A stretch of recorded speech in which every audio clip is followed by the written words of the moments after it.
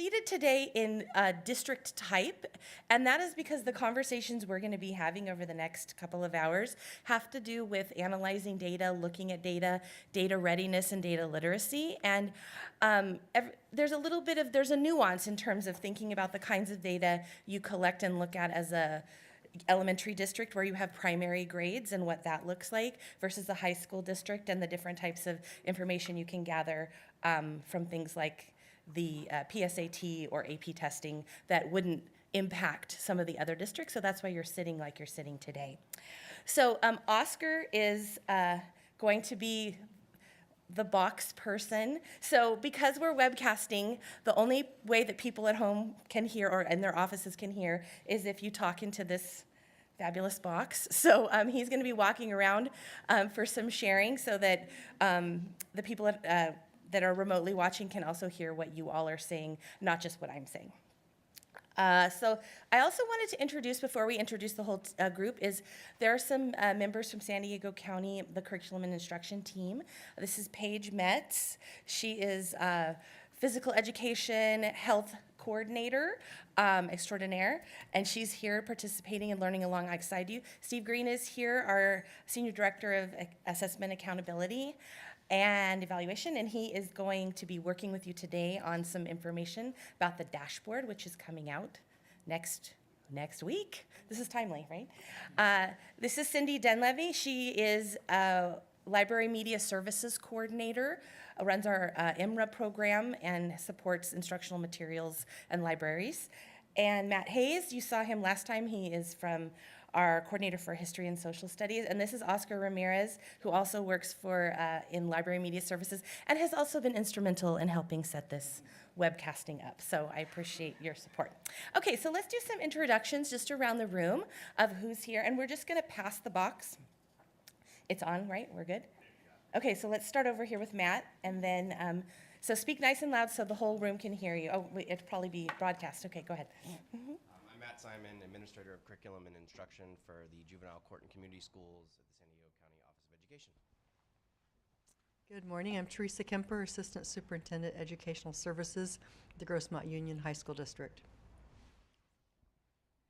Terry Spreckle, sitting in for Paul Dautremont, College and Career Readiness, also Grossmont Union High School District. Good morning, Janet Huang, Escondido Union High School District, Director of Assessment Accountability. April Moore, Assistant Sup of Ed Services, Escondido High School District. Good morning, Jen Hughes, Escondido Union High School District, Director of Professional Learning and Curriculum. Hi, Cindy Dunleavy, SDCOE. Heather Griffiths, Principal at DeHesa and Curriculum and Instruction Leader. Christy Martelli, I'm the principal at Clover Flat Elementary in the Mountain Empire School District, and I'm representing Mountain Empire here today. Good morning, I'm Kasha Abza. I'm a coordinator in Oceanside Unified. And I'm also in Oceanside Unified. I'm Vicki Graub, and I'm the Senior Director. Good morning, Kimberly Husing from Carlsbad Unified, and I'm representing Dr. Nye this morning. Good morning, I'm Maritza Keppen. I'm Superintendent Principal in Vallecitos. Good morning, I'm Karen Minshew, Assistant Sup Ed Services for Cajon Valley. Denise Parnell, Cajon Valley, Director in Ed Services. Minerva Salas, Principal at Oak Grove Middle School and Humboldt Luzera Union School District. Steve Green, and I have no hair, here from the San Diego County Office of Ed. Good morning, it's Gloria Romero, and I'm with Scholarship Prep Charter School in Oceanside. I'm Paige Metz with the San Diego County Office of Education, Health and Physical Education Coordinator, and the coordinator of the Curriculum and Instruction Network for Public Charter Schools. Good morning, I'm Gina Bishop from San Marcos, Assistant Superintendent for Instructional Services. Good morning, Cindy DeClerc, Executive Director, Learning Support Services, Poway Unified School District. Good morning, everybody. I'm Teresa Grace, Assistant Superintendent of Ed Services in Ramona Unified.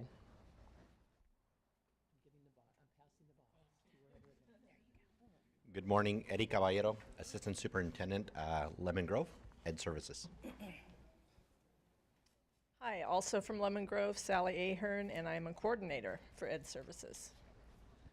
Good morning, I'm Kathleen Sorensen. I'm Director of Curriculum and Assessment at Escondido Elementary District. Good morning, Shelley Peterson, Assistant Superintendent, Instructional Services in Del Mar. Good morning, everyone. I'm Cindy Wagner, Deputy Superintendent in the South Bay Union School District. Hi, Jennifer Goldston, and I am the Director of Instruction in the Solana Beach School District. Good morning, Oscar Ramirez, the Learning Resource Display Center at the SDCOE. Good morning, Matt Hayes, History Social Science Coordinator at SDCOE. Good morning, Matthew Stites. I'm the Assistant Superintendent over in Vista Unified for Curriculum and Instruction.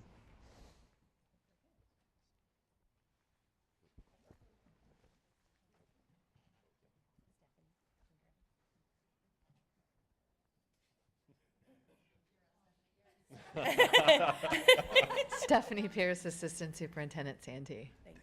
Okay, perfect. Okay, great. Thank you all. I do think it's great to hear the different positions you all have and all from all over the county that you're all here and going to learn together. Okay, so this is a reframe of some of the work that we talked about in our first meeting about what we want to do together as a group. And so one of the things is we want to provide you with timely information.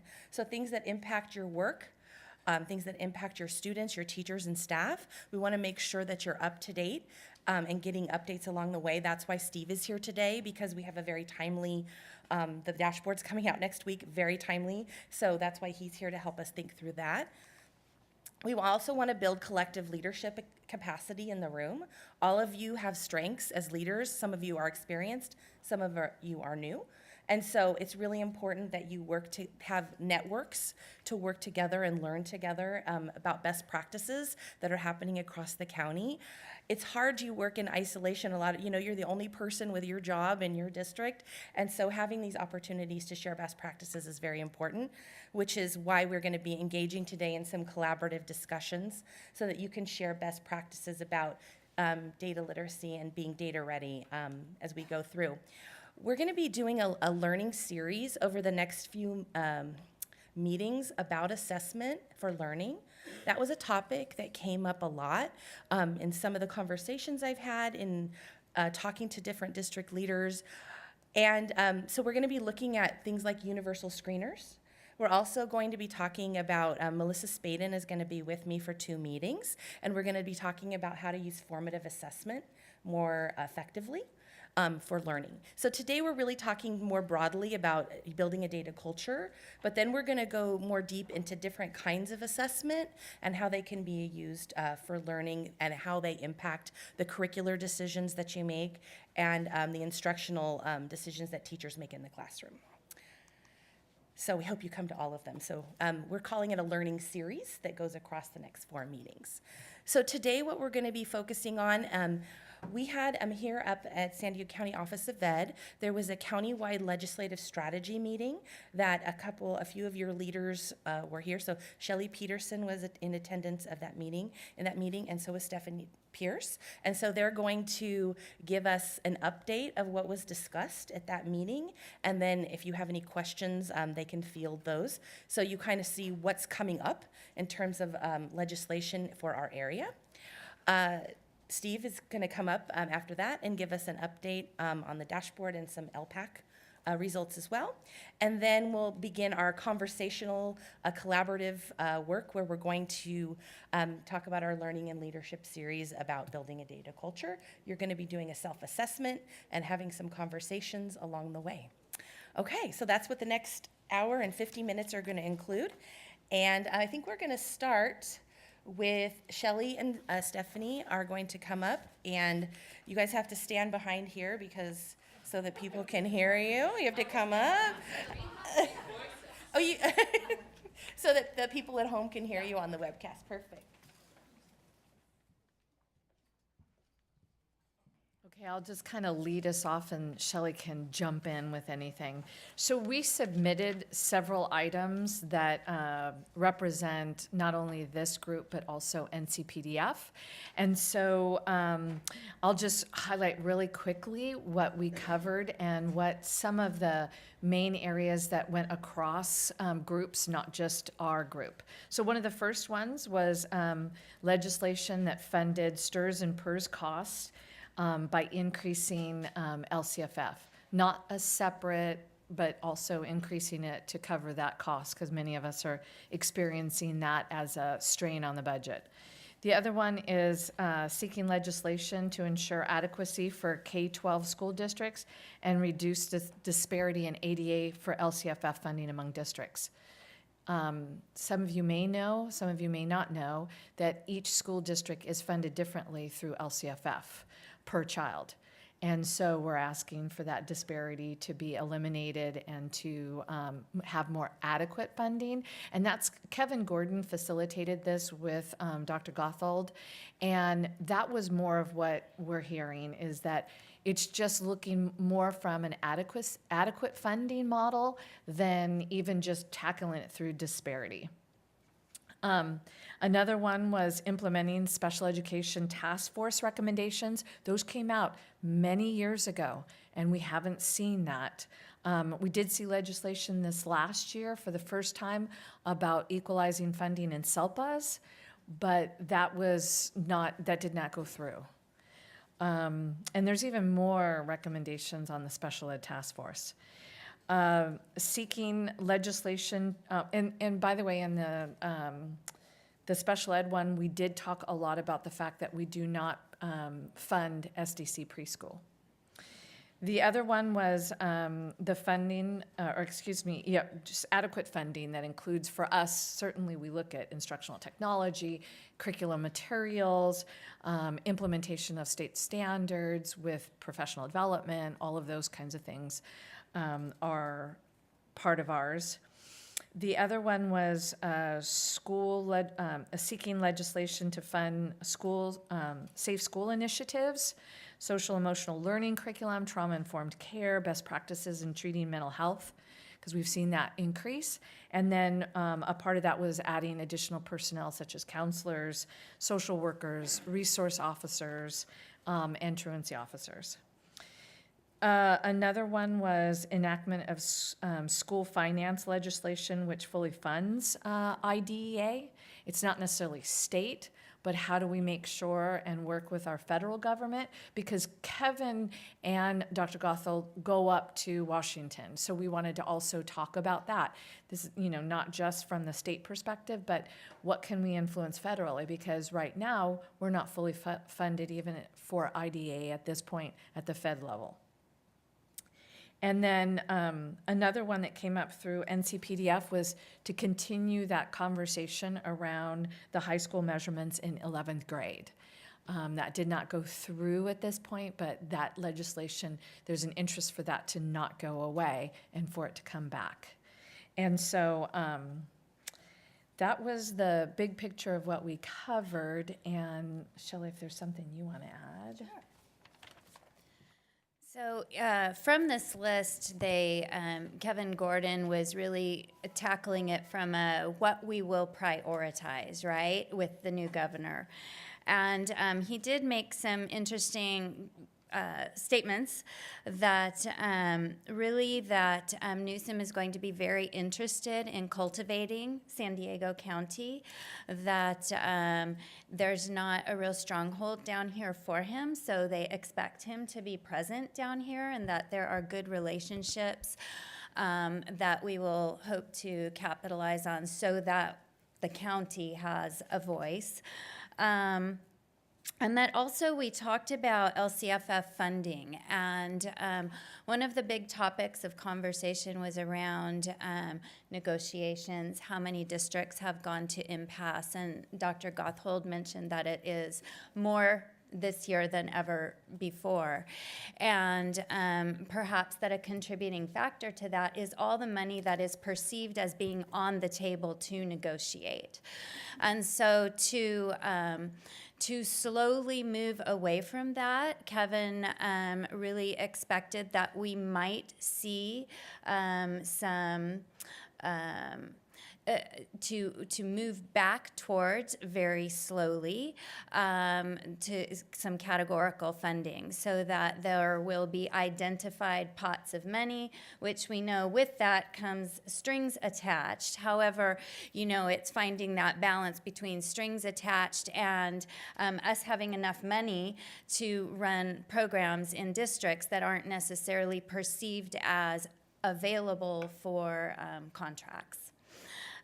So something to keep our eye on and watch. Another comment was that Newsom is very familiar with higher ed and very passionate and familiar with early ed. What he doesn't know is K-12 ed. And so they expect that he's got a steep learning curve in that way, and that capital advisors and CSBA and AXA will be doing their part to help him learn about the needs of K-12, which would then, of course, would influence his perspective on funding and how he allocates funds at the state level. And then another, as we talked about, because we know one of his priorities is early childhood education, there was a very strong voice in the room that not without funding. We just can't, nobody disagrees that early childhood education is wonderful and that would be lovely to be able to provide. However, with that mandate comes, where do we put the children and how do we fund providing that education for an increased number of students. So you can imagine it's going to be interesting as this plays out, particularly with the Janus decision, right? Because CTA, more educators as part of the system. So it's going to be very interesting to see how this plays out over the course of the next few years.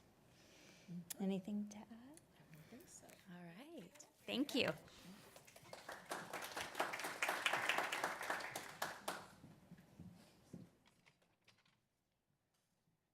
I appreciate the fact that we had an opportunity to send representatives from this group to that meeting so that your voices can be heard and that we can report back to you what was discussed as we move forward. So I want to thank Stephanie and Shelley we also had Meg Jacobson also from La Mesa Spring Valley also attended. She's at an improvement science training this morning, so she wasn't here with us today. Okay, so we are going to move forward, and Steve is going to come up and give you that important update on what's happening in the assessment world.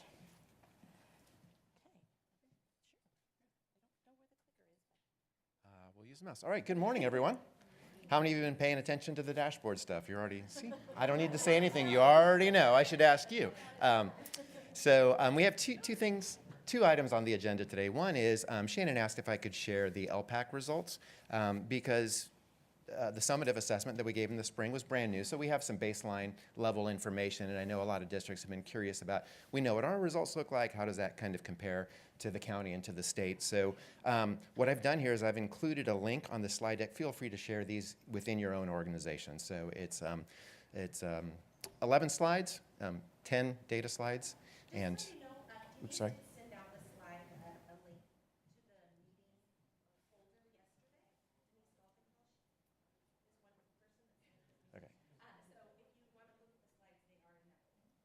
Thank you. And then linked here on this particular slide is the link to a separate slide deck that you can use. And we had shared this internally at one of our professional learning sessions, and then Shannon, after seeing it, said, hey, that might be great for all of you. So what I'm going to do is just go through it quickly. I have a few talking points relative to the results, and then implications for moving forward with the LPAC, because the state has kind of completed its first validation study of the results, and there are implications about thresholds and other things moving forward. So I want to speak a little bit to that, and then we'll transition to the big news, which is the dashboard and accountability information, which will, as we know, go live next week.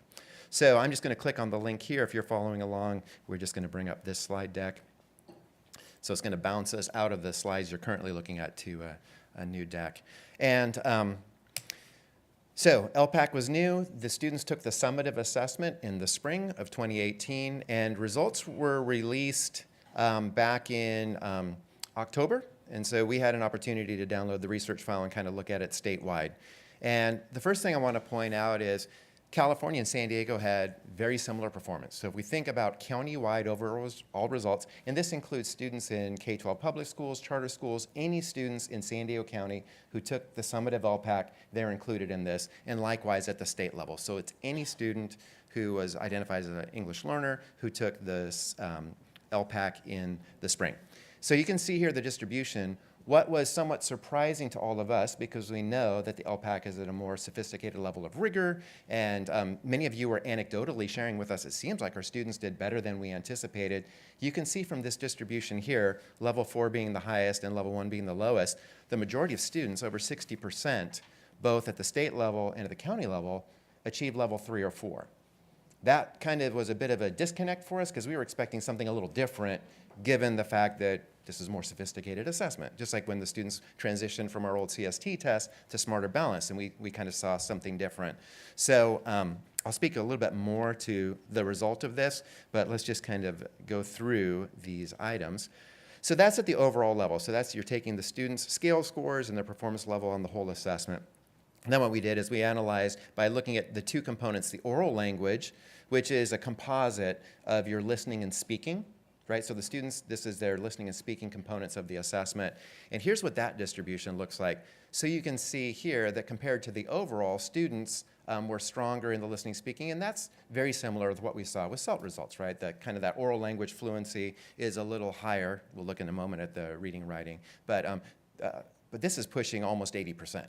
Right? And so again, that was, even though we would expect students to do better in these particular areas, it still seems awfully high, right, when we think about that. So just put a pin in that in the back of your brain because I'll circle back. And then here's the written language. Now, written language is the composite of your reading and writing. So here's where you do see kind of a more equitable distribution across the performance levels. It's almost in quartiles here. We've got almost 25, 25, 25, 25. That's a distribution that seems a little more like what we might typically see, although I would say it's still pretty high on that level 3 or 4 from what we anticipated we might see with the LPAC. So that's very aggregate summary level and looking at the county and the state. So what I want to do now is we're drilling in just San Diego County only. So we're looking at all the students in San Diego County who took the LPAC. And this is by grade level. So kinder's at the bottom, grade 12 is here at the top, and then the all, that would be the aggregate of all grade levels. So you can kind of see how each grade level performed relative to other grade levels and against the total student population. And I'm going to toss this out to all of you. Do you notice anything here in terms of any patterns? Right? We don't have trends yet because we just have 1 year of data, but any patterns in this particular data set? I see some head nods.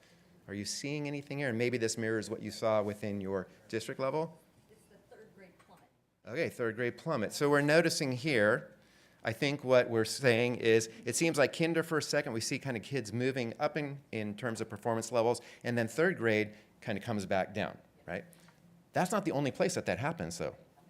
What do we see in sixth? What do we see in ninth? So one of the conversations that we've been having with CDE, and it was also shared at the board meeting, part of this is the grade span assessments, right? So these assessments, with the exception of K1, right? We know that those are specific grade level assessments. We're in K1 and 2, actually. But then we have 3, 5, 6, 8, 9, 10 is together, and then 11, 12. So what we see here, and when Tony Moore and I were looking at this, along with the rest of our multilingual team, was, wow, that breaks down almost exactly with where those grades, where you're bridging grade spans. Okay, so that is, again, we don't have any reason for why, but that's something that we're noticing, right? There's a little bit of a correlation there. Well, the same thing happens when we look at just oral language. So again, oral language in this case is the listening and speaking.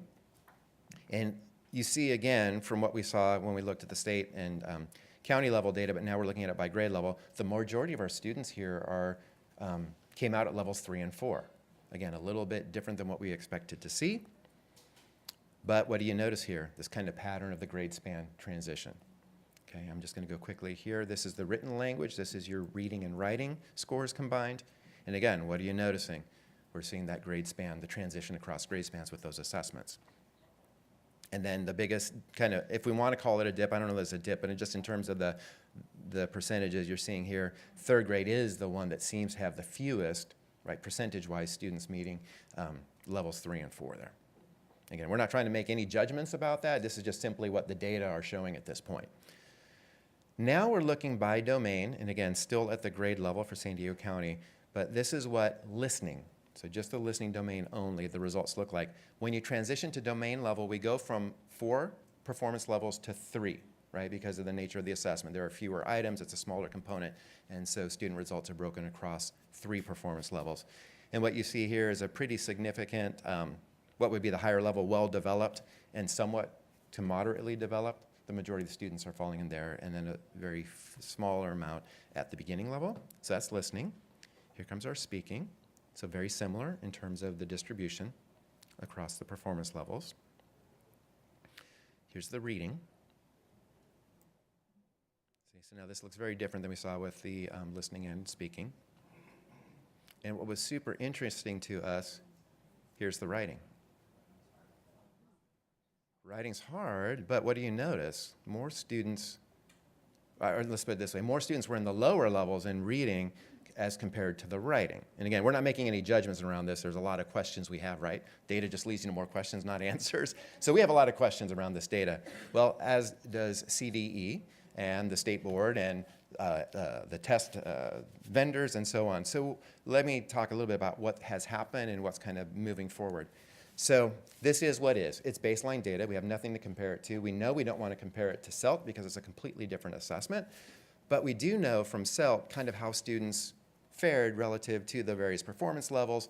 And this really seemed to be very skewed towards higher level performance in general overall.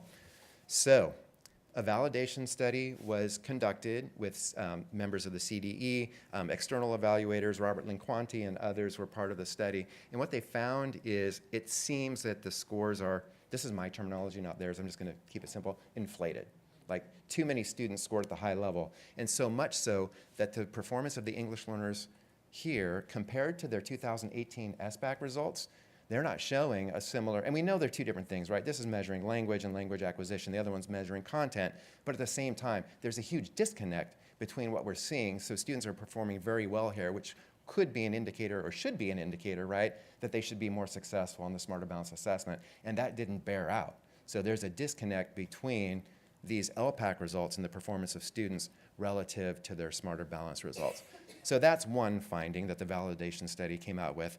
And there are others, but that's the key one, because we want this to be kind of a leading measure for student success in other areas. And if we're thinking our students are rock solid and they're doing very well, and then we're getting discrepant information from other assessments, there's a huge disconnect. So what will likely happen, and I'm just telling you what we're hearing, but this, don't go back and say, Steve said, there will be a resetting of the thresholds at some point. Now, I'm not saying it's happening tomorrow, and I'm not saying it's happening by the spring, but there is very serious discussion about additional studies being run, additional analyses and statistical models, and then coming up with revised thresholds.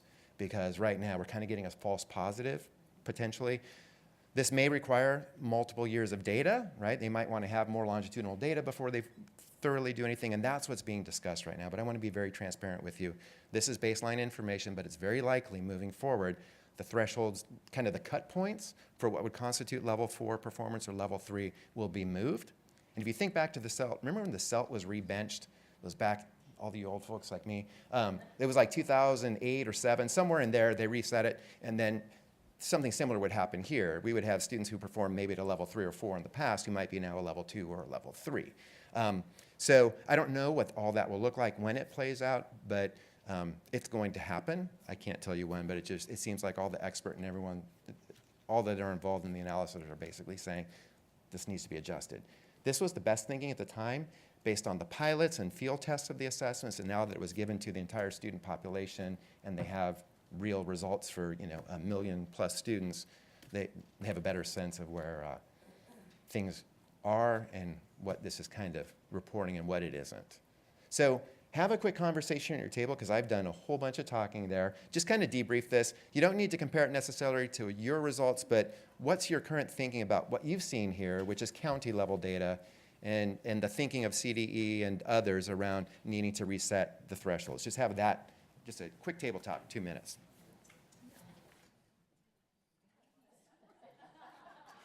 All right, I already heard this one. No, don't do it. Love it.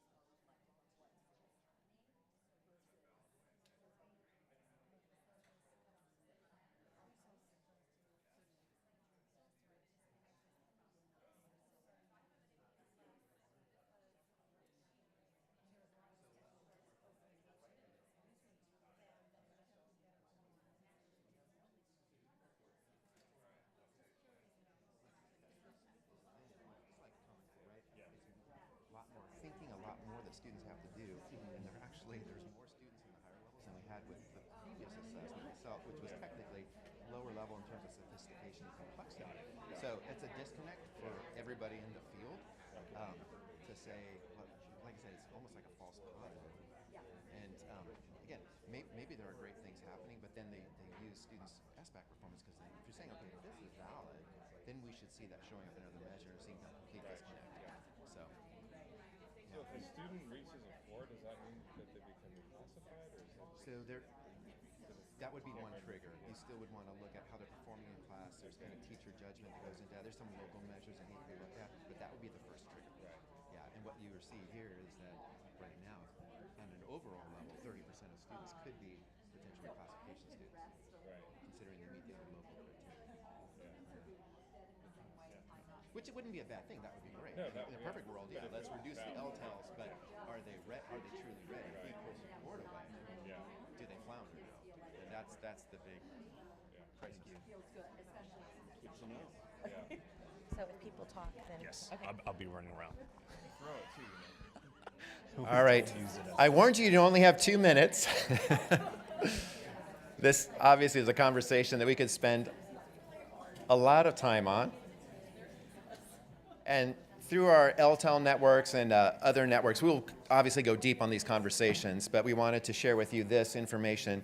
Something that came up at a couple of tables, and I know I was asked specifically around reclassification, right? Yeah, there are implications here, because if you're looking at potentially reclassifying students, and let's say you're we know that it's a local decision, right? The state hasn't yet come out with universal reclassification criteria, but if you're an LEA that is saying level 3 is our threshold, some of you might be in the position where 60% of your English learners are ready to reclassify based on this one indicator.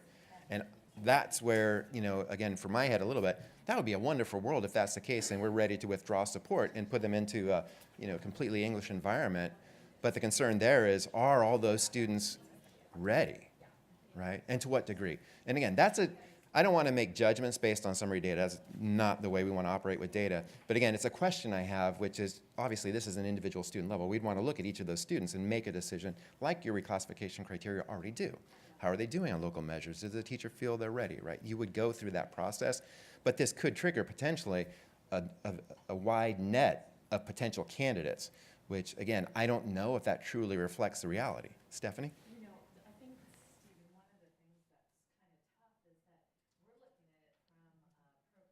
And a large picture, but the individual child who is so excited to reclass, who wants to reclass, who's setting goals for reclass, this is frustrating in all earnest. I mean, really, and the idea of re-benchmarking it and having that conversation down the road with kids who are setting goals for reclassification, I think we forget sometimes about the children in this.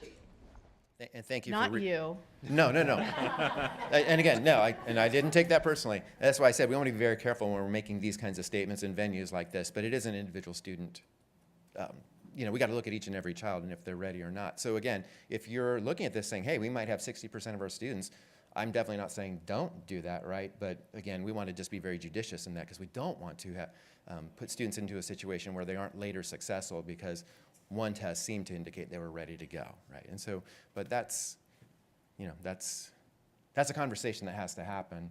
And what does it look like? Because I know that when we had some meetings last year in anticipation of the LPAC, and we met with most of your language learner folks, people were saying, we think about a 3.5 might be our local criteria, right? The students, if you were to look at scale scores, right? And we're going to look at the domain level, and we're thinking maybe a 3.5.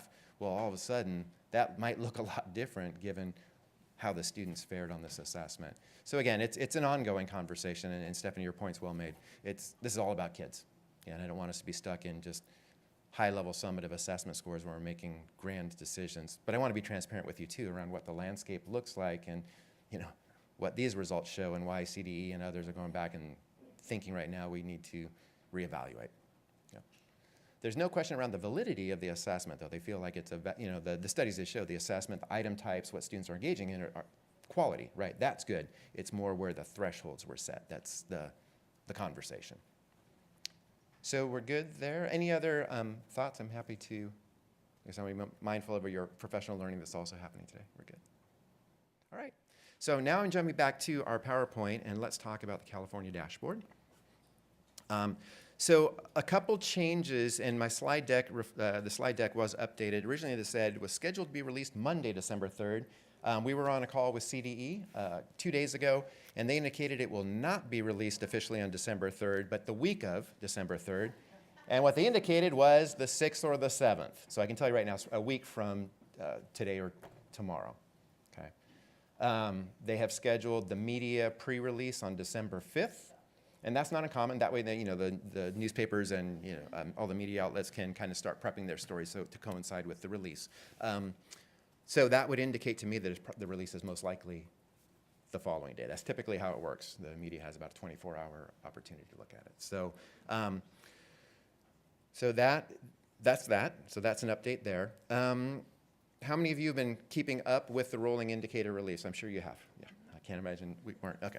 But as you know, we have all the indicators now are operational with the exception of the English learner, the LP, right? Because of the new baseline assessments for LPAC, all that will be reported there is just the performance levels. So what % of students were at level 4, level 3, level 2, level 1. And I just want to make sure that we're up to speed on the new indicators as well as some updates to the indicators because it could impact how we're interpreting and looking at the student performance. So first off, you all have found out that we've got a new look and feel, right? They're calling it like the baseball card view. We've moved from the pie pieces to these gauges. Color scheme is still the same, red being the lowest level of performance, blue being the highest level, but now rather than having the colored, like the Trivial Pursuit pieces in there, we're seeing these gauges. And what I wanted to point out was the College and Career Indicator 5x5. When we last met, I had shared with you that at the November board meeting, they would be taking action and voting on the cut points for it. So this is the 5x5 grid. You can see here what would constitute status, right, in terms of the students meeting those various college career indicators and the change, right? So this is here just, and it's included. We're not going to unpack this. I just wanted you to know that it's there. So if you are a high school district or a unified district and you want to know a little bit more closely, okay, we're blue, but which blue are we? You can reference this. Okay. Similarly, we have the chronic absenteeism 5x5. This is new. The board took action in November, and this became official. So here you can see that very low status up here is 2.5% chronic absence or less. Very high, which is the highest level, would be, this thing keeps popping up. I think it's greater than 20%. Yes, more than 20%. And then you can see across the top what change would be. So a significant decline would be a decline from the prior year's chronic absence rate of greater than 3% or more. And conversely, increasing significantly would be an increase of 3% or more. And then you see the shades in between there. So that's brand new. We knew chronic absenteeism was going to be reported, but these are the cut points. Graduation rate 5 by 5. Now we had this in the past, right? We've had a graduation rate, but as we shared previously, we've moved to the 4-year adjusted cohort model, right, to be in compliance with ESSA regulations. California had a 4-year rate, but it wasn't completely in line with what the expectations of the federal government. So California had to revise that methodology, and as a result, graduation rates dropped a little bit because of the way that students who went to adult ed and received an adult ed diploma are actually not counted as receiving a regular high school diploma. In California, we were counting that. So as a result, graduation rates dipped a little bit. So there's a change on this 5 by 5, and it's in the medium and the low level. Medium last year was 85% to 90%. Now they've adjusted it to 80%. Okay, that's to offset the change in the methodology. They went back in arrears and adjusted the 2017. So this is critically important. If you're a high school district or a unified district, don't look at last year's dashboard for your graduation rate, because that was a graduation rate using a slightly different model. When they calculated this year's change, they reran the class of 2017 results using the new model. So it's a true exact match in terms of the methodology. Okay, so some people may end up doing some math and saying, hey, wait, our graduation rate change is wrong. It's my understanding the old data wasn't up, it reflects what was true at the time, but when they calculated the change for this year, they had to update that. Does that make sense? I feel like I'm talking a lot and I'm like, I don't know if I'm making sense. Okay, so it's just, because sometimes it happens, right? We look at something, hey, Steve, this looks different than what it's saying it is, and that's the why behind that. But if you do get confused, reach out to anyone on our team. We're happy to explain that. Okay. Also new is the incorporation of the 11th grade academic indicators. So the Smarter Balanced Assessment results for math and ELA are now counted. Previously, California did not include them because they felt that the graduation rate and the college career indicator were kind of meeting that. They didn't want to essentially double count academics. But to be compliant with ESSA, our state plan wasn't approved if 11th grade, if the academics weren't included. And so what they've done is grade 11 is now in there with grades 3 through 8. If you're a unified district and you have grade 11, nothing changes for you on the 5 by 5s or anything else. It's exactly the same. The folks that are most impacted by this are high school districts, or districts that have, I shouldn't say high school districts, but high school districts, for example, that are 11th grade only, right? Because there was no 5 by 5 for 11th grade results. So that had to be developed. And what you'll see here, it's not here. I will put it in.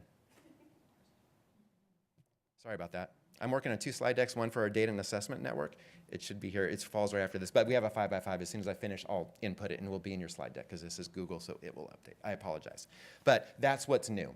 So if you are a high school district, make sure that if you're looking at a 5 by 5, you're looking at the 5 by 5 for grade 11, not the 5 by 5 grid for this that's at a unified, because the cut points are in slightly different places, right? Because it reflects the grade span as well as fewer students, fewer grade levels included. Does that make sense? Okay. All right, the final piece that I'm going to speak to, and this one involves some math. Who are my math people and all our curriculum folks? You're going to love this. Okay. And again, this isn't new information, but it's the first time we're sharing with you. So also, if it isn't clear, raise your hand, and I want to make sure that we're on the same page. To have our state plan approved by the federal government, so under ESSA, they said that our accountability model did not take participation rate into account. If you remember NCLB, participation rate was one of the areas we had to meet, and that was that 95% threshold. If you didn't, that was one of the dings in the old model. So they said, California, your model is not incorporating participation rate. California said, well, we report participation rate. It's on DataQuest, and you can see how many, and they're like, that's great, but that's not within your accountability system. That's just simply reporting. So what California had to do was come up with a methodology for incorporating participation rate into the academic indicator. They've done that, and they submitted it, and it was ultimately approved. And that was approved back whenever that was, August or September, when the feds finally signed off on our state plan. So this has been in place, but what we, now we're going to talk about, now it has an impact, right? So here's what happens. All the students who are enrolled at the school during the testing window who are required to test become part of your denominator for participation rate, right? So if they're there during the testing window, then they're part of the group of students. If they're in the testing grade levels, right? So we're not counting kindergarten students or first grade. It's in the grades 3 through 8 and 11, right? So if they're in your schools and they're a student who should be taking these assessments, then that's your denominator. And there is a bit of a, what they call a grace period. So if a student transfers out during the first 14 days of your window, they're removed. Or if they transfer into you at the last 14 days of your window, they're not included. So they're taking some mobility into account there. But in general, your students who are with you and been with you all year long, we're expected to test those students. So what will happen is this. If your participation rate for any student group, so we're at the student group level, so Hispanic students or foster youth or white students or African American, whatever it is, each of those student groups, they're going to be looking at, did they meet the 95% threshold? If they did, good, there's nothing that happens. If a particular student group did not, there's going to be a 0.25 reduction of your distance from standard. Okay, so let me kind of clarify that. For our accountability purposes, right, we're not looking at the percent of students who met standard or exceeded standard. We're looking at this distance from level 3, what they're calling distance from standard. And that's a calculation. So what's going to happen now is they're going to take that calculation and they're going to deduct from that a certain percentage if your student group didn't meet the participation rate threshold. So now let me make this. Here it is. And when I said you get to do some math, here it is. So this is directly from CDE. We didn't make up this scenario. I just lifted it straight from one of the presentations that was shared with all the accountability folks. So they're using Solar Middle School, and they have the following statewide data for math. So their distance from standard was a positive 18.9. In other words, they were 18.9 scale points above level 3, the threshold for level 3. The participation rate, though, in this example is 79%. So they did not meet the 95% threshold. So now there needs to be, under ESSA, there needs to be some kind of penalty for that, right? And in this case, 79, if we could take away, some simple math, is 16 points, right, from 95%. So the state isn't going to take 16 points away. What they're doing is they're using a factor of 1/4%, or 1/4 point, I should say, not percent, 1/4 point. So you take your 16, you multiply it by 0.25, that equals 4 points. So the penalty in this case, or the deduction for not meeting the threshold, is a -4. So you take your distance from standard. Well, you don't. The CDE does when they're calculating this, but here's how it works. They take the 18.9 and they're subtracting 4 points. So what shows up on the 5x5 grid and what shows up for your student group performance in terms of distance from standard now is 14.9. Okay. So it's complicated. It's simple in one way, but it's also complicated. What's happening is your distance from standard also reflects participation rate. Now, if you've met participation rate, nothing changes. Your 16 point, or whatever it was, 18.9 remains 18.9. There's no value added, right, from meeting 90. There's just nothing taken away.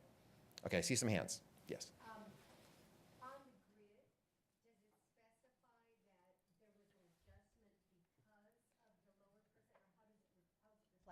That's a fantastic question. So the 5x5 grid itself does not show that. It just simply is showing you what your number is. What we looked at in the research files that were downloaded, or that were made available for download as they're releasing the indicators, there are fields in those Excel tables that are showing participation rate as well as the deduction. So we can see in an Excel database, we can look in there and we can see exactly for each student group at any school or any LEA what the deduction was, if there was one. So the first column shows you participation rate. If you're seeing 95% or better, clearly there's no deduction. But the column right next to it is the deduction if it was less, and the actual numeric value. What I believe, and this is where I need to go back and look at the dashboard, there's still a couple things being adjusted before the release, is I believe on the baseball cards, they are showing participation rate when you're looking at your student group. So when you're looking at student group level, so for example, students with disabilities, participation rate is listed there. I don't think it's showing you the calculation change, but you're going to see right away. If you see less than 95%, you'll know that your distance from standard was adjusted, right? Gina? You probably answered this. I probably didn't. So if a subgroup is below the participation rate, does it impact the whole LEA, or does it just impact that subgroup? You know, the overall or the subgroup only? Yeah, good point. It's my understanding this is happening at the subgroup level. Okay. But let me follow up. I can answer that before I leave the room, so I want to make sure that I'm not misspeaking. So the question there is, at the all student group, right, at the total level, is there a deduction? It's my understanding we're looking at the student group level, but I don't want to misspeak, so it's a good question. Stephanie? You were saying that it shows the participation rate for the subgroup, but it doesn't say information about what that penalty was there, because honestly, that's good information for a parent. Yeah. Because they're the ones that are taking the kids out of testing. I know And the folks are looking already. Do you see participation rate listed? see number of students tested. Okay, it doesn't even show participation. Okay. Oh, it doesn't show that yet. It just gives you number of students tested. So that's interesting. If we have In a the student group? penalty, Okay. it's not showing up. Okay. Yeah. No, we don't want you doing math. So let me follow up. But again, this is a good conversation, and we're going to bring this up at DNA and go a little deeper with it. We can do a number of things. We can work with the LEAs and produce reports that can show, right, we can do that. So what we're going to, on our agenda today in the afternoon with our data and assessment folks, is to dig in a little more to this, because that's the perfect group who wants to, I'm sure, play with these numbers. But I think that you're absolutely right. You'll want to know that, right? What was, because now your distance from standard technically may not be your actual distance from standard. It's a reflection potentially of another factor. Yeah. Okay.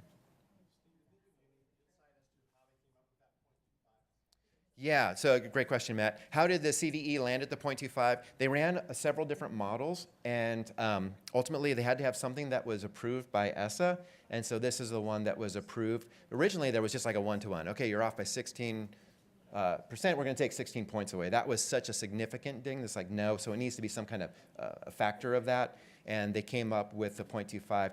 Here's, I'm Webcast, so I don't know if anybody in the federal government is listening.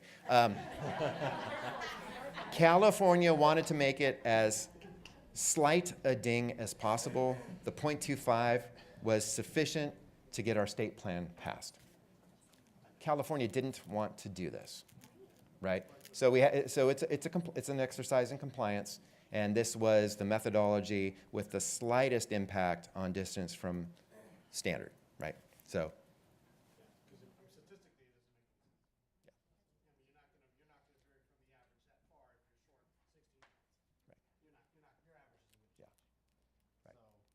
Yeah, they came up with different models, and this is the one was landed on. This was approved. So again, this is where kind of best practice and compliance rub up against each other. Yeah, and so, yeah. All right, now see, I'm always like, I feel like I'm the party balloon that popped. It's like everybody's like, oh man, it's like, you're bringing me down. So with that, I'll move on. So as I said, the English Learner Progress Indicator, or what we affectionately call the LP, is not in place, so there's no color for our English learner performance this year because of the baseline data with LPAC. We don't have any status. We have status, but no change. And so what you're going to see reported when you get to that level on the dashboard is just simply the students at each level of performance. So what percent were level 4, level 3, level 2, level 1. That's at the overall level. That's not disaggregated into the domain level, so it's just overall results. And then here are resources available for you in terms of the technical guide. It's a lot of fun reading, over 200-something pages, which is where I try to distill all this information for you and pull what I think is most relevant. And again, at the DNA, we'll go a little deeper into the different methodologies and calculations. But I hope that was enough information without being too much to help you, because with the new pieces, I want you all to have an understanding of, when you have a color, what does that color mean? And be aware of the changes. Sure. Because this was brought up in the color, right, for the LEA, it'll say, I pulled mine up just so I have like 8.4 points above standard. So what immediately happened when I was sharing this with some directors, they immediately said, oh, wow, how is it above standard? And then, and then the other was about, so I'm assuming, because I didn't get into all of the rigmarole around this yet, is that, that's some sort of average of all students, and then, of course, you have your change being the maintains. So is that supposed to be the status where it says above standard? I think that's really confusing to parents, because that sends a message that it was pretty high. I'm talking perceptual right now, not about the numbers behind all of this and what it really means. because what I know it's the aggregate average and it's that much away from standard and blah, blah. That's not explained anywhere on the dashboard at this point to a parent who looks at it and says, oh, well, why is it yellow when it's above standard? Do you understand? I mean, Totally and understand, this is yeah. easier? Oh, please. So I hope someone's listening. I appreciate that. Thank you. There are new resources being developed right now for supporting the community and parents and so on. So CDE will have the updated toolkit, but I want to be transparent and also say I don't know, Stephanie, that it gets into what distance, to what degree or how in the weeds it gets around distance from standards. But I do think that's also where we, right, collectively, have to be really clear on this and then think about our target audiences. And when you're doing things like LCAP meetings and you're looking at this kind of data, and the parent presentations, again, whatever we can do as a county office to support you with the language for it, because again, collectively, we're more intelligent than we are individually. If any of you have something, hey, I've used this and this makes sense and it's pretty distilled and easy for people to wrap their minds around, because it's very easy for me, because I get this stuff and I kind of like it. I get in the weeds too quickly and people are just looking at me like you all did. Again, if people need more information, we can always give it. But what's that right level, right? What's that right grain size that helps people understand that, hey, we haven't knocked it out of the park here. If we're 8 points above kind of the standard, that doesn't mean every student has arrived, right? And how do we communicate that in a way that is... and to see it above standard, too. Yeah. It is not above standard. Right. I did see a visualization, and I know Vicki and Kasha in the room.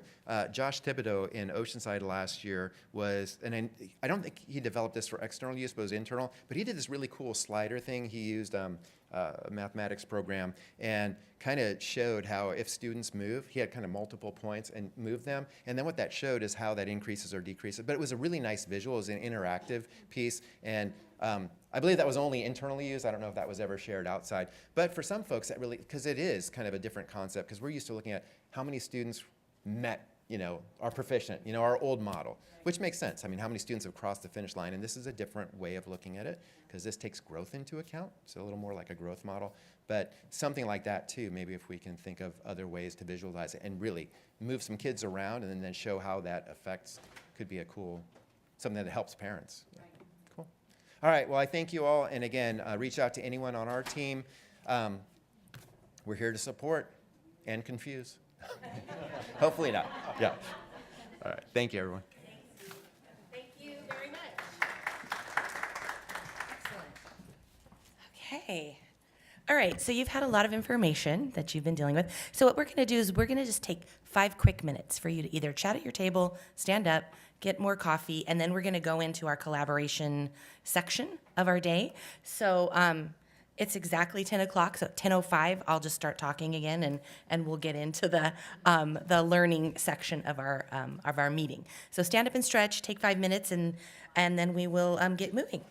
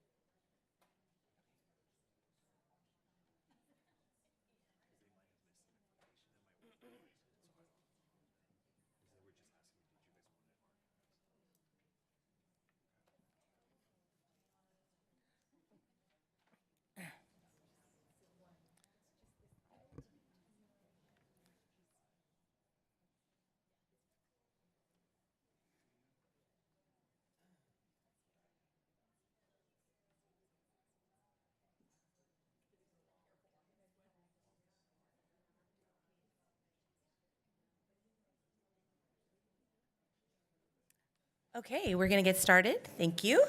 I'm really glad that Steve had the opportunity to speak to you because I know this is going to be very topical back at your district. Just to prepare you for the conversation we're going to have, there's a copy of a slide in your folder that's titled Why Data. So if you could just take a second, go into your folder and pull that out. It says it's a why data, and then there's a quote underneath it. So we're going to have some conversations around it, so you can go ahead and pull that out in case you didn't have it. Or you can read it on your computer, either way, whatever works best for you. I know some people like to mark things up. Okay, so we're going to start today. There's a couple of purposes for the work that we're going to do today about just starting sort of a high-level view in terms of thinking about data culture. You saw some high-level data today about the LCAP and the dashboard, but we know there's more to looking at assessments and data than just those sort of big summative measures.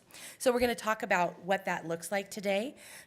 And so we're going to look at within your own district, we're going to do some self-assessment in terms of where your strengths are, in terms of building this data culture, and where your stretches might be, what may be some next steps that you might take. We're going to talk about leadership capacity to help knowing how the data that we use drives continuous improvement. And we're also going to share some best practices along the way. So this is a quote around why data. So what I'd like you to do is I'd like you to take a second to read it, mark it up if you would like, and then there are some questions that I want you to think about for a few minutes that you'll have a conversation at your table around.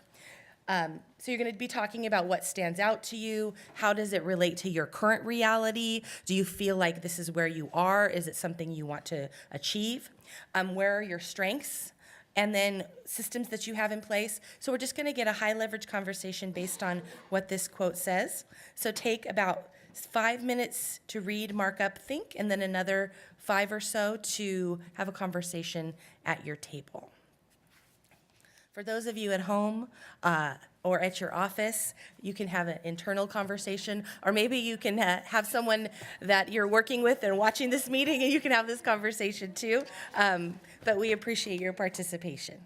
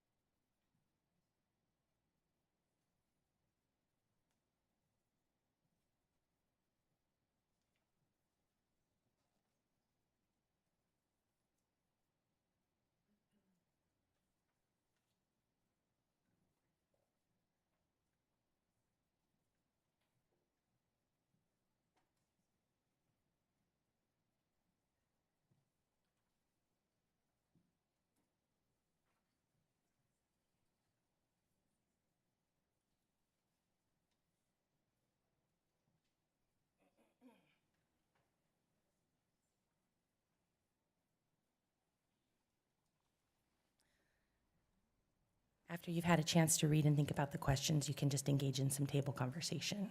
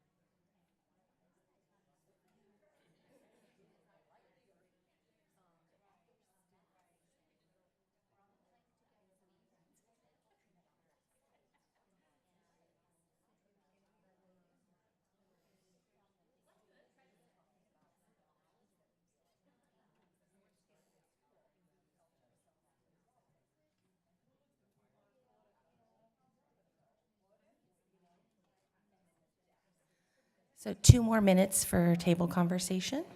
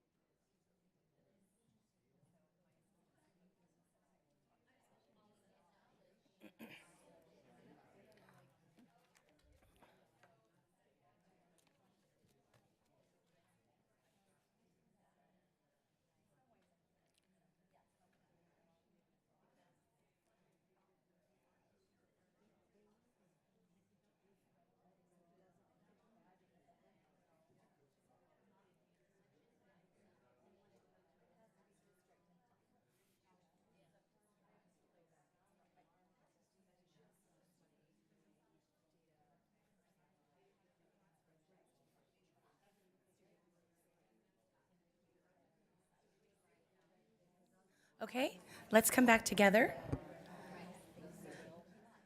I've asked, Oscar has our talk box, so I'd like a couple of people from the table to just give us a little bit of information about what was the main sort of point of your conversation in terms of what you were talking about with this quote.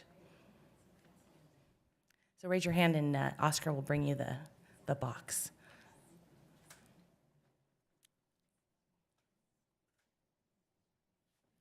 Thank you. About the equity component of data and how, the assessment may not be the how we fix the equity gap, but it's how we identify and know it and monitor it, and that the data is a critical piece of our equity conversation. I actually heard that at a couple of tables, that was a highlighted piece about inequitable practices and the impact that can have on our students. Can I have one more? Thank you. So at our table, we were talking about the emotional side of bringing data to teachers and staff, and how to get past that emotional piece of, we're not telling you this is your fault, this is what it is, and it's a place to move on from here. And the difficulty in having those tough conversations in asking teachers to turn the mirror and look at their own practice and make changes that may be uncomfortable because they have been doing it a certain way for, X amount of years. And it's tough. It's definitely a barrier.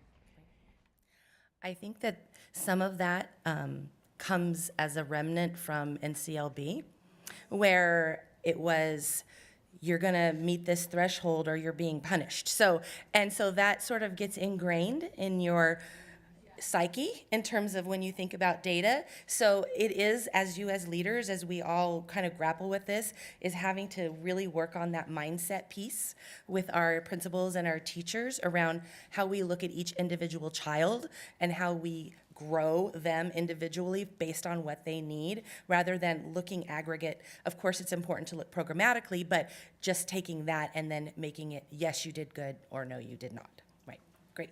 Thank you very much. Okay, so we're going to talk a little bit about elements, because what we're really wanting to do is to become a high-performing data culture. So there are some elements that are included in making sure that happens. All are critical. Leadership and capacity, making sure there's collaboration, how the data is used and thought about, how we use it for instructional improvement, the impact on the culture or the internal feelings, equity, which we talked about with the quote, and then trust. And those are really hard things to think about. We think about data as numbers and scores, but it really comes down to how much can we build a culture around knowing kids, that we're not blaming. All we're doing is thinking about what's there and then trying to do our best to improve student learning and student achievement. So we are going from And I like this slide because it really talks about we have less emphasis on, which kind of is that remnant piece from NCLB, to where we want to go. So I'm gonna do one, and then I'm gonna ask this table 2 to help me with the box. I'm gonna read the top one. So I'm gonna say leadership and capacity. I'm gonna say less emphasis on data literacy as a specialty area for a few staff. More emphasis now on learning communities with many change agents all over the schools and districts that you have. So I'm going to start, Jennifer. I'm going to have you, if you would mind, and just pass it around. So Jennifer's going to do collaboration, and then we'll go around as we go. Okay?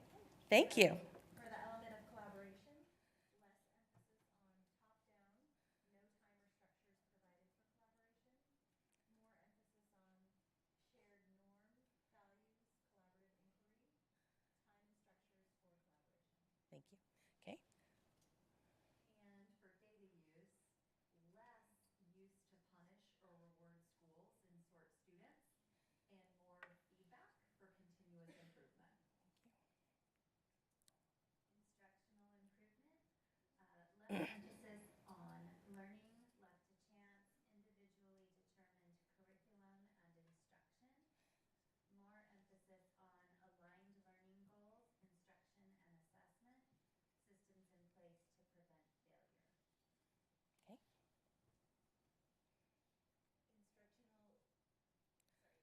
Instructional, culture. Less emphasis on external accountability as a driving force, more emphasis on internal responsibility. Less emphasis on belief only brightest can achieve at high levels, and more emphasis on a belief that all children are capable.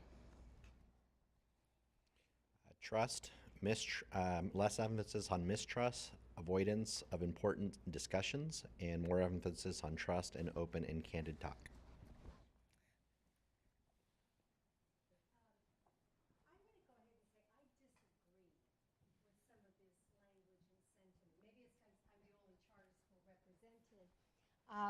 But to me, I don't, especially on the question of data use. Less emphasis on punishment, quote unquote punish or reward. The way I would look at it is accountability. As a charter school, we have maybe a 5-year charter.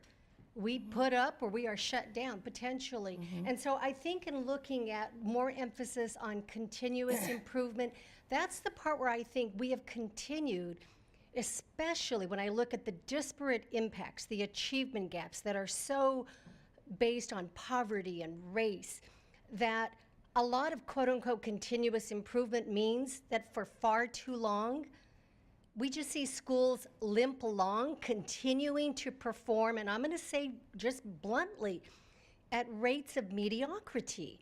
So this is the part that I think this has been the movement, the urgency of now. So on this item, I think, and I would urge that we not fear quote unquote punishment. That's another word for accountability.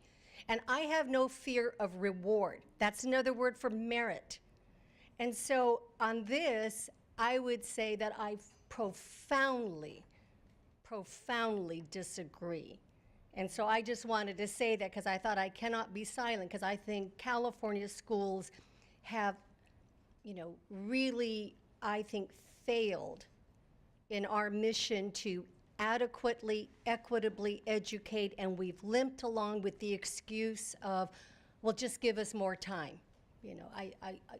Like the jig is up.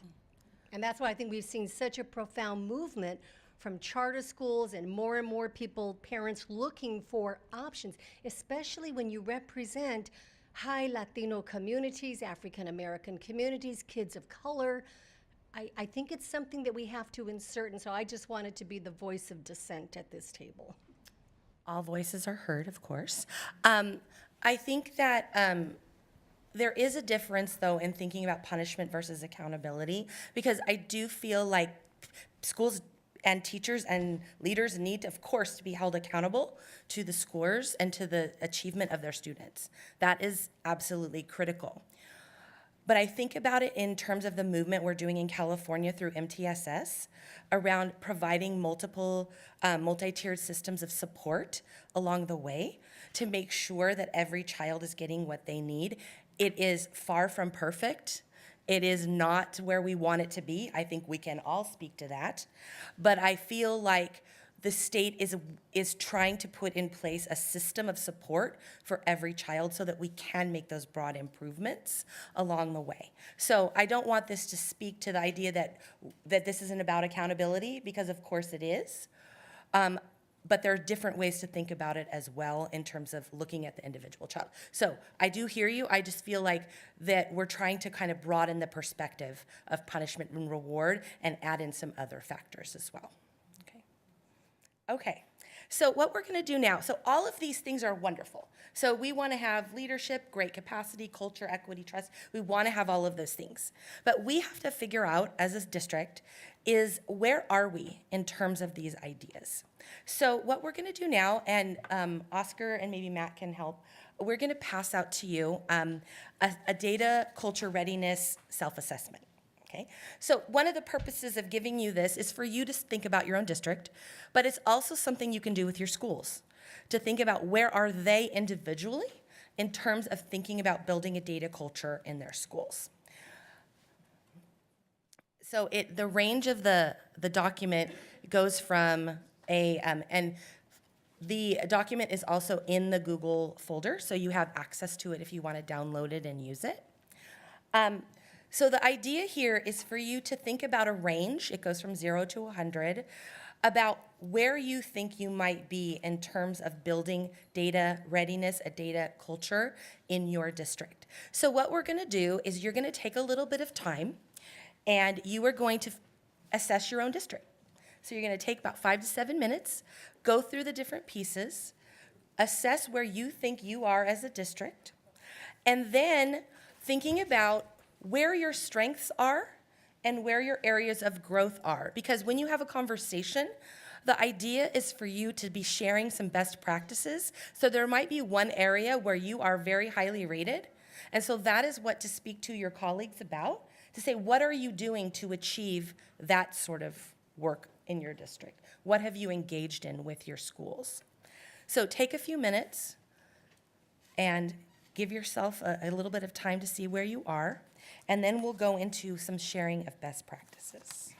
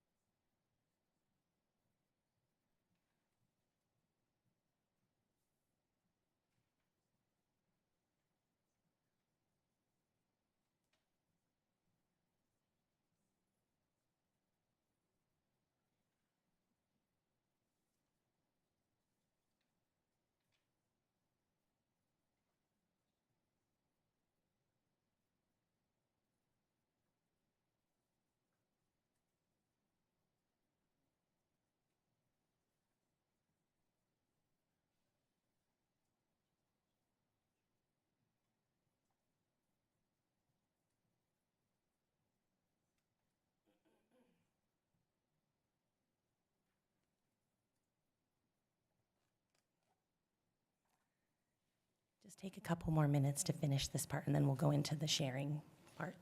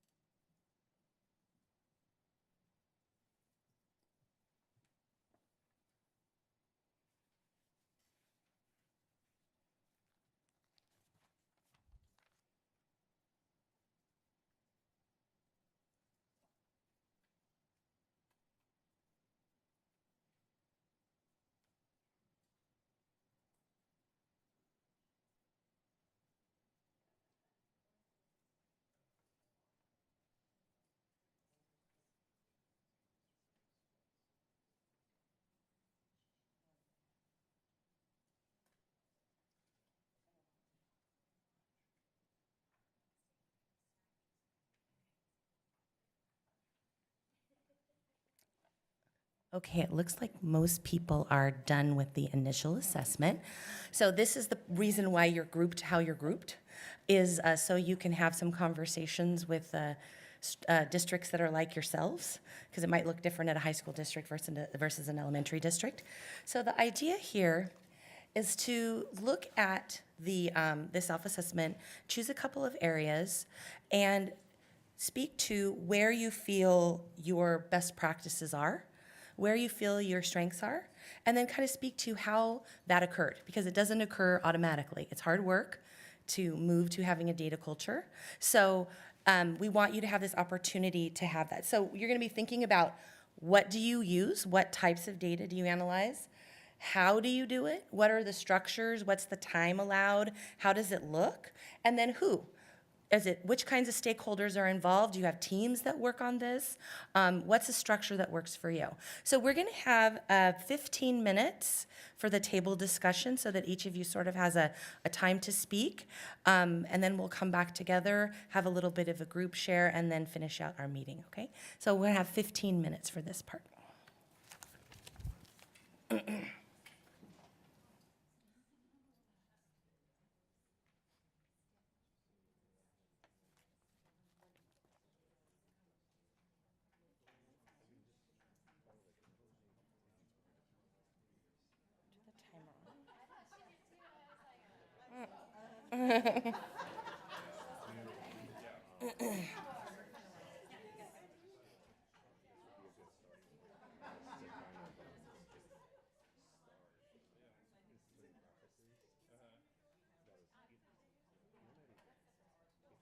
would, to be honest. Yeah, I mean, yeah. maybe Jonathan does in his own, you know, at these points here, but I think collectively, as a department, we don't, Yeah. like even just what evidence, you know, what systems do we have that we can Right.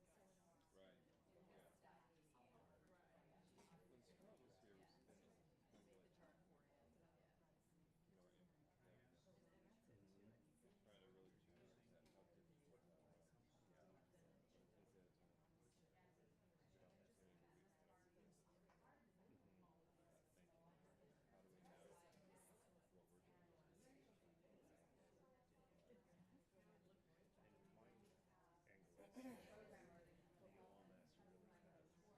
But I think that good opportunity where we kind of thinking, how do we know what we're doing is good? And my angle is the OMS really has historical and which districts are attended, which haven't. And I think it's also kind of a resourceful tool of data that we can really tap into to give us another view. Right. And you can look at how many districts repeat. Yeah, exactly. And if they repeat, they must have learned something. Right? Or why other districts aren't attending this. Yeah. And it could be easy to sure. It's just be a kind of another layer to kind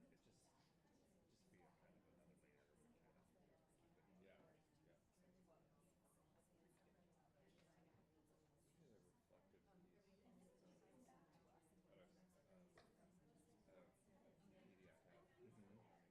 Yeah. Really a reflective piece. At a media app. It was at the end was the question. They had three things that resonated, two things I can't remember. But the question, I remember going back through the question that really gave me a lot of information in terms of what they got. Yeah. Some of the things I thought we covered this, but there's still questions. Yeah. You want to, I feel like, make it appealing and interesting to the people attending. So, I know. you know, I think that's the thing I think about that too. Just what if they go and then see really good story, you know, is relative to that. Yeah, I think that's when we lose interest. Yeah, yeah. Or if you think, you know, you hit it and you didn't. Exactly. That's what I found. Yeah, I think that'll help target. Right. Or at least think about what your agenda should be, or some future topics should be, or your angle. Yeah. So Yeah. Yeah, so I really like this. Yeah. Right. We were just talking about this in terms of Because it really starts kind of internal.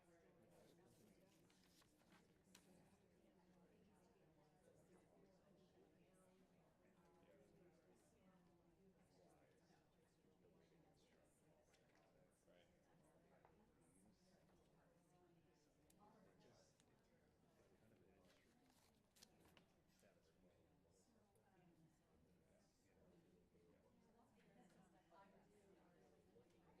sure does. Yeah. And like I feel like everyone should see what Steph is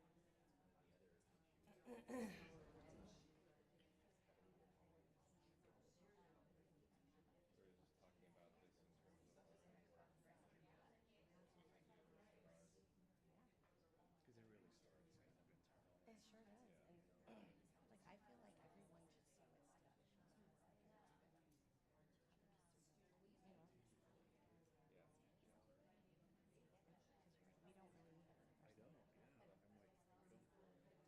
Yeah, I'm like, I don't even have to do some of these beginning points. So it'd just be good for us just to kind of Even thinking about our own like professional facilitating. Yes. Evidence that we Are you using help growing the practice? Yeah.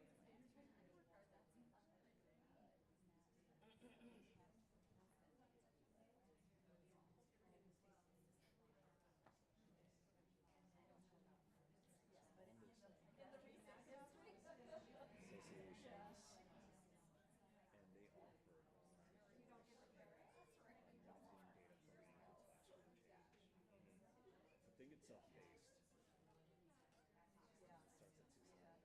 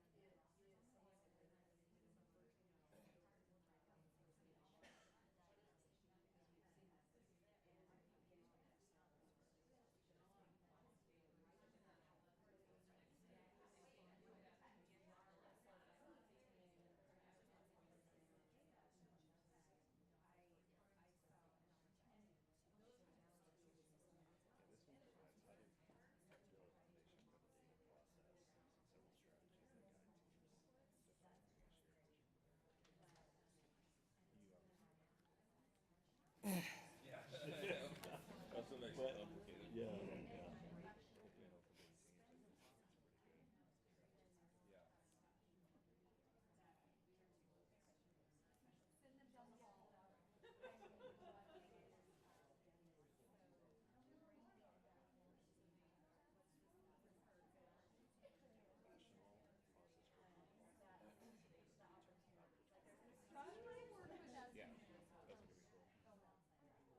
found this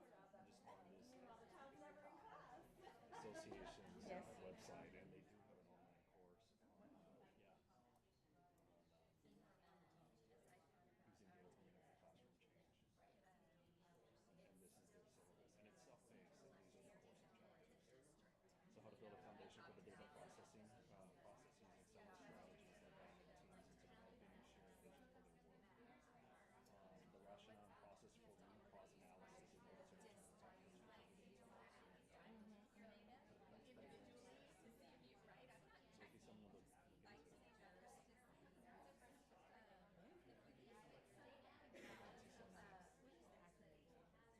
Yeah, I was wanting using data. It says a Turk initiative. So I'm gonna go back.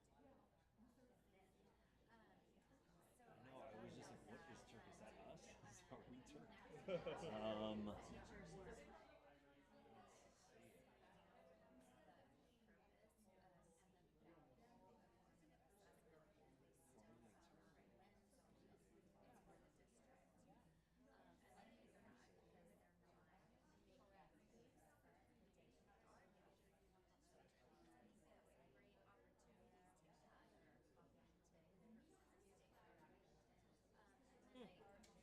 I will review it.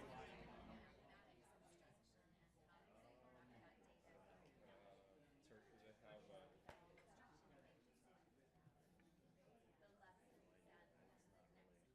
You think that would be one of the things to start?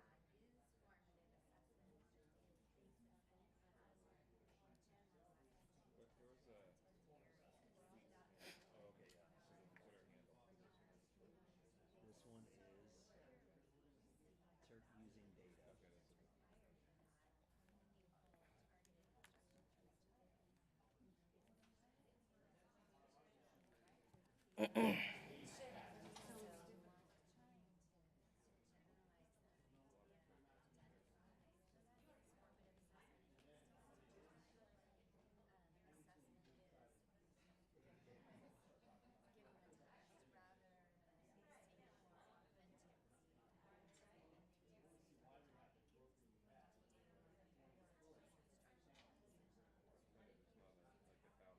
Okay, that's a good one.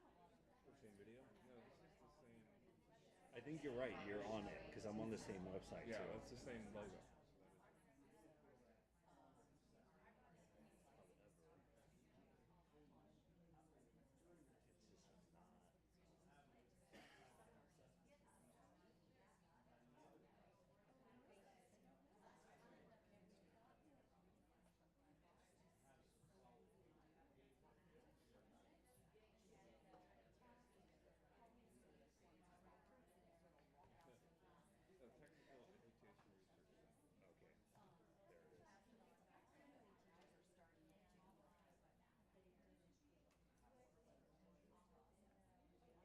The technical education research center. Okay, there it is. Technical Education Research Center. He was able to narrow it down.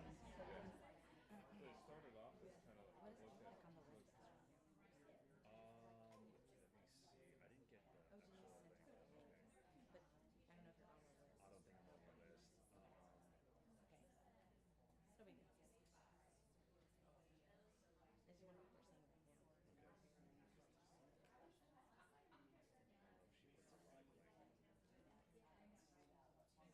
Okay. She puts a live link.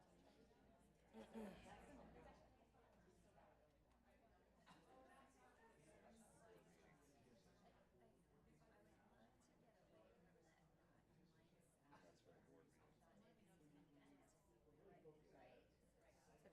I know Denise was watching it to make sure It it was was okay. yeah. I've done that before myself. Yes.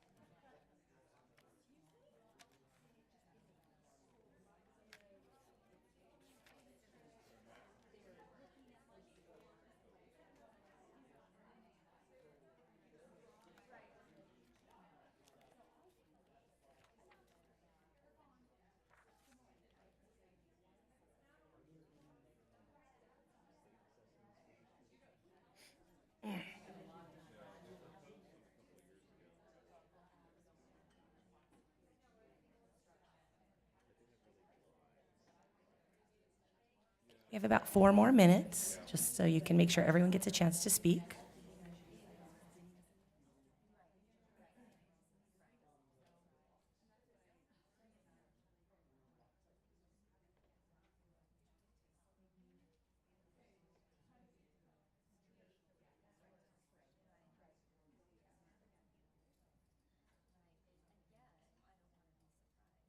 too,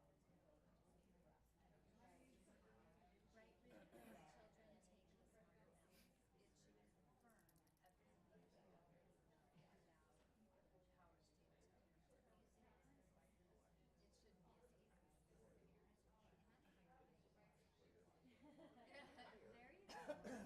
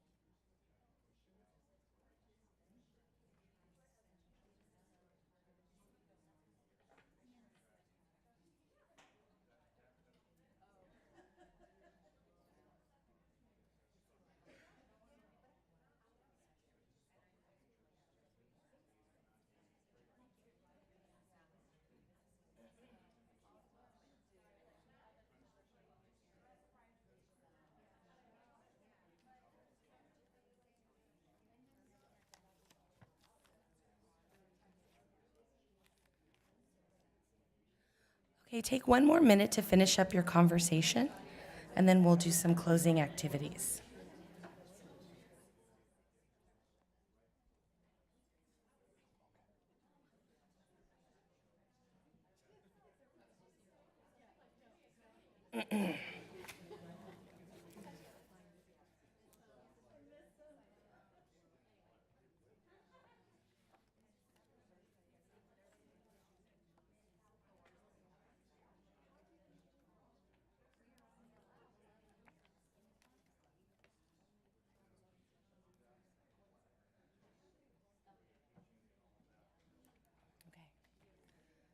Okay, let's come back together. I hope that the conversation was beneficial to all of you. Just a couple of closing points.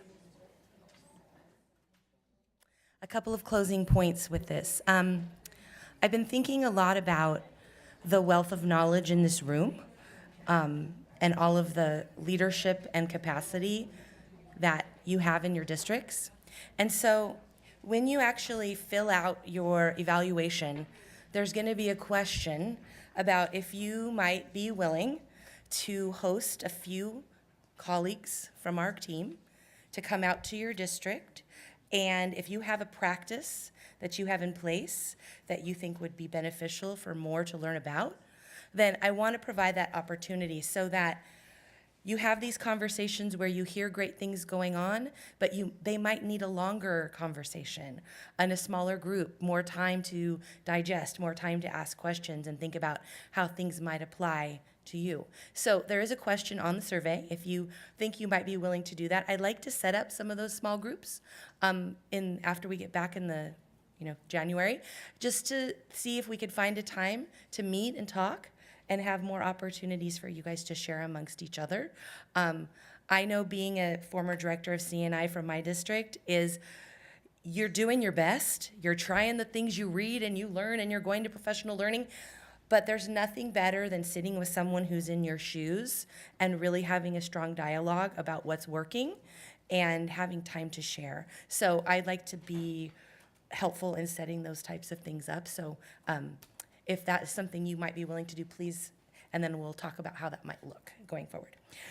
So the idea around this sort of initial toe dip into this data piece is thinking about your district, but also thinking about your individual schools. It might be a really beneficial activity to have your principals go through this, and also the teachers, because you might see a discrepancy in what the principals think about what's going on versus what the teacher's perception is. And as we know, all of those perceptions are reality. And if there is a gap, then how do we make sure we're all on the same page in terms of what we think is going on as a district, what we think is going on and the principals think is going on in their school, and how the teachers are perceiving the work as well. So I encourage you to use this if you would find it beneficial to sort of get a toe dip into what's going on in your districts as well. And like I said, in the subsequent meetings, we're gonna go more specific into things like how might we think about universal screeners and what that might look like for academics and behavior. We did a lot of work in my previous district on behavior and social emotional self-assessment. Universal screeners. And so I'm gonna help share that. And then you all, I know, have really great practice. That's something I hear a lot, is that we have universal screeners a lot for academics, but how do we assess social emotional learning? So that's something we'll talk about in our next meeting. And then subsequent to that, like I said, we'll talk about formative assessment as well, because that's where the real assessment for learning comes into play. So to finish off our meeting, I just want to highlight a couple things in your folder. You have a lot of flyers there. Excuse me. And the flyers are also loaded into the folder, the Google folder that I sent to you. So if you want to download them and email them to someone that you think might be interested, then please do. On the top, there's the little card that talks about SISC. Just a reminder that you have until January 18th to register for SISC. It is at the Disneyland Hotel this year, so not very far. So we really would love to have a really strong contingent for the steering committee symposium in February. We're going to be holding a dinner for our San Diego people on Thursday evening. And so once we get the final count of who's registered, we'll be sending out information to those people about the logistics of what that might be. It's just a really great time to kind of relax and have some time to talk and network while you're up in Anaheim. One other piece to highlight is this is a new brochure for LLS. We just hot off the press. We've split our division into some new departments. So we wanted to give a high level overview of the departments in LLS. We have our district and school improvement that houses our executive leadership coaches, our PASC and CAS programs. We have Steve's department, which is assessment, accountability, and evaluation. While you're all here for curriculum instruction, that's the department that I have the privilege of working with. And then we also have, which is new this year, is multilingual education and global achievement, which is focused on our English learners, but also thinking about being multilingual, not just English learners, but making sure all of our students have opportunities for experiences to be multilingual. And then the last one is our equity department as well, thinking about how we can make sure that we have equitable practices in our schools, how to have those conversations about the importance of that. So each page will give you a little high-level overview of what each department does now that we are expanded into more departments with a more focus. I also wanted to highlight from our ELA department. This is really great. Dr. Adria Klein is coming to to Marina Village, sponsored with us and Scholastic, and she's going to be really talking about thinking about struggling readers and how you can think about small group guided reading, if that's something you're interested in. Also thinking about how to scaffold for English learners. What's really great, it's only $25 and you get a book. You get Stephanie Harvey's book, From Striving to Thriving, included with that $25 fee. I think it's going to be a really great morning listening to an expert in the field. And so please make sure to go onto OMS and sign up for that. Oscar, you have the box. Do you want to talk about the fair? For those that I haven't had the pleasure to host a team at our Learning Resource Display Center, we are hosting an instructional materials fair showcasing the new NGSS aligned science materials on February 6th. So I will be handing out postcards. So it will be all day here on campus, sessions and exhibit hall. So publishers will be coming in and doing presentation on the merits of their program for the K through 8 programs that were recommended from CDE. We are also inviting them to showcase their high school materials, whether they be 3-course or 4-course year as well. So I will be passing this, and it has the registration link for you guys to get signed up and have your teachers get signed up. And it is also in the subfolder for the Google Drive SDCOE professional learning flyers. So if you have any questions, give me a call or let me know, and I'll be happy to answer. Okay? Oscar, can you also talk about the display center and maybe that Sure. teams can come and come down there? So we are 1 out of 20 centers across the state of California contracted through CDE. So we're really designed to be a preview and evaluation center. We hosted districts in the past that wanted to do an adoption review process of the materials that were submitted by the state. And again, with these lists, you're not limited to these programs. CDE has just done the legwork for you in regards to minimum requirements. So we're just designed to be a one-stop shop where you don't have to contact the publisher reps on your part. You could just come to our center. We do accept walk-ins. But we would like to know who's coming, and if you're bringing a couple of teachers down, we're happy to have you Monday through Friday, 8 a.m. to 5. And it's not on campus, but just a minute down the street here, 530 Metro Street, and just give me a call and we'll schedule you in, okay? So that's a great opportunity if you want to have a team of teachers come down and have some time, because everything is there. All the materials are there, so they can have a longer time to look at everything, and you don't have to have tons and tons of boxes at your district office. So that's an opportunity for you as well. And then I'm just going to have Matt speak to one thing that's coming up for him before we close. All right, thank you. Yeah, so there are several history social science events coming up in the new year, but I wanted to just really highlight one that's, I think, important given our current context. It's called Fostering Democracy and Informed Civic Engagement, and it's facilitated by Facing History and Ourselves. If you're not familiar with that organization, I would encourage you to look them up. They're a really good history organization. But this one is really focusing on helping our teachers help our students develop civil discourse skills in the classroom. And I think, again, just given a lot that our history social science teachers have to work with their students and some of the conversations that go on, it's, I think, real important for them to have some tools that can help them get their students engaged in meaningful conversations, but in a civil manner. So it's heavily discounted for early bird registration because I often have a hard time, particularly with this organization. It seems like last minute getting people to attend. So I highly encourage you to sign up, have your teachers sign up and attend. Okay, and there are, of course, there's one other one in here. We have our Dual Language and English Learner Conference that's also coming up in January. Very strong program in terms of speakers and thinking about how you develop dual language programs, but also supporting English learners along the way.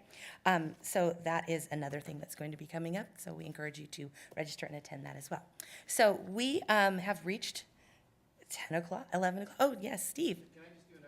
Yes. Do you want to stand up here? Or do you Okay. Sorry, I'm going to hold you for a minute, but since you're here, so I've done the research. participation rate is calculated at the district level as well as the school level for all students, okay? So I was wondering if it was just the aggregate of what you had for your individual student groups, but they are looking at it holistically as well as at the student group level. So to answer the participation rate, you are getting the same methodology applied for the all student group at your schools and at your LEA level. So that answers that question. The other piece, just wanted to point out, so the 2 5x5 grids have been input for the grade 11 academic indicator for ELA and for math. And I had a great conversation with Teresa here. The cut points are very much different at the grade 11 only. So if you're in a unified district, I'm just gonna use this as an example, your grades 3 through 8 are using a 5x5 grid for academic performance. So if you're looking at elementary school or middle school, they're using the same 5x5. If you're looking at a high school, right, high school only, like Ramona High School in this example, they're using the grade 11 cut points, which are significantly different. At the overall LEA level, they're using the combined 3 through 8 because the majority of your grade levels are in that grade span. So there's not a separate 5x5 for a unified district that incorporates grades 3 through 8 and 11. It's just simply, and so San Marcos, right, we're using the same 5x5 at the district level we were using before, if you're a unified district. But when you're looking at San Marcos High School or Vista High School or whatever, then they're looking only at the 5x5 for grade 11 for the academic indicator. So you will see different cut points, right? So in terms of your distance from standard and your change, that will be different. We can't apply the same thing, because that was Teresa's piece, which is, I'm looking at this and there's no way I can be green here. That's based on the new grade 11 only for the high school. So I hope that didn't confuse, but again, it's similar, if you think about it, it's the same as we're doing for suspension rates. Suspension rates, there are different 5x5 grids depending on the grade spans that are being looked at. If you're an elementary district, there's a 5x5 for that. If you're a middle or high school district, there's 5x5s for that because the suspension rates are different at the various grade spans. And the other piece, oh no, I said it, and those two slides were incorporated. So I believe there are slides 15 and 16 now that are in the academic indicator piece. So for all our high school folks, you now have those 5x5s. Thank you, Shannon. Okay, this morning, Denise sent you an evaluation of the meeting. So you can either take your time here and fill it out or fill it out back when you go back to your office. But I really, really do appreciate your feedback. The reason why we're studying these topics is from different feedback that I've received. And I really want to make sure that some of the comments where we wanted a mixture of information and sharing of best practices. So that's what I tried to incorporate in this meeting. So I just want to make sure that you're filling that out because I really do read it and take it to heart and want to make sure that these meetings are valuable for you so that you walk away with learning something and also something you might be able to bring back to your district. So I very much appreciate you all being here. I do have one poll. So we have the option of archiving these. I don't know, would you feel, I just want to know from the group, would that be valuable to you if you wanted to go back in and see either myself or Steve talking through the different slides? I see a lot of head nodding. Okay, Oscar wanted to know because he's going to be helping me work on that. Okay, I appreciate you coming. Be safe out there as you're driving. And for those of you on the webcast, thank you for joining us. And please fill out the survey as well because there's a question just for you, how to improve your experience as well. Okay, thank you. Have a great day.